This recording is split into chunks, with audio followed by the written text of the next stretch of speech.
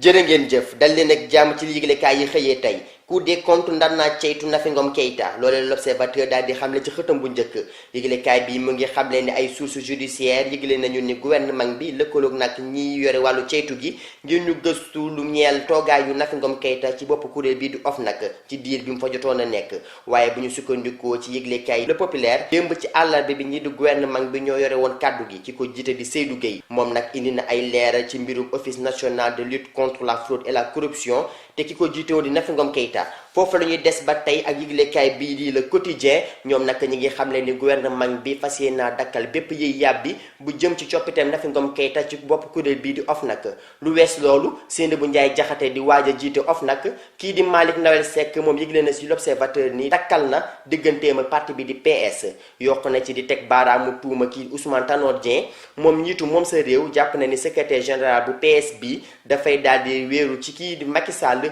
ngir daal di fi une retraite politique Malick Nawel Seck mi ngi xam ne ni Sénégal dañoo amoon yaakaar ci atum 2012 ginnaaw bi ñu amee njiitum réew boo xamante ni après indépendance yi la juddu waaye tey jii sénégalais yi xam nañ ni am njiitum réew bu nekk jeune taxu réew mi jëm kanam ba tey si biir la yëglekaay yi Macky Sall xamle ci ubbiteeb recensement entreprise yi ni boolewu dara ak syndicaliste yi boole ci di dankaafu ay jëwrinam ngir ñu bañ a jaxase seen liggéey ak lii di syndicaliste des ba tey ci mbirum Mbayang Diop ak yëglekaay bii di l'Observateur ñoom nag xamle nañ ni ki teewal diplomatie bu Sénégal foofee ci Riyad dina jàkkaarloo kii di Mbayang Diop mu nekk jëf joo xamante ne nag lu ëpp ci askan wi jàpp nañ ni li ni mel mën na amal njëriñ ci ëllëgu Mbayang mii Seydou Gueye mi ngi xam ne mbir mi na feeñ ci weccoo bi am ci diggante jëwrinu saoudien yi ak suñu réew lu ñeel tàggat yaram Le Quotidien mi ngi xam ne ni suñu lion yi dem nañu foofee ci Rio ngir tàmbale jongante bii di Jeux olympiques ubbite boobu xew-xew dinañ ko amal ajuma bii ñu dëgmal démb suñu gaynde yi Addis Abeba lañu fanaan ginnaaw bi ñu amee ay rëq-rëq ci diggante Dakar Bamako ak capitale Éthiopie l'Observateur dikk ak ñun ak lamb di ñu xamal ni kii di Yékini moom nee na ñu ko wër lay xaar ngir bu waree continuer bërëb am déet foofee ca Louga la ñu ndar keppe yëglekaay yi xëyee tey ak yëglekaay bi l'Observateur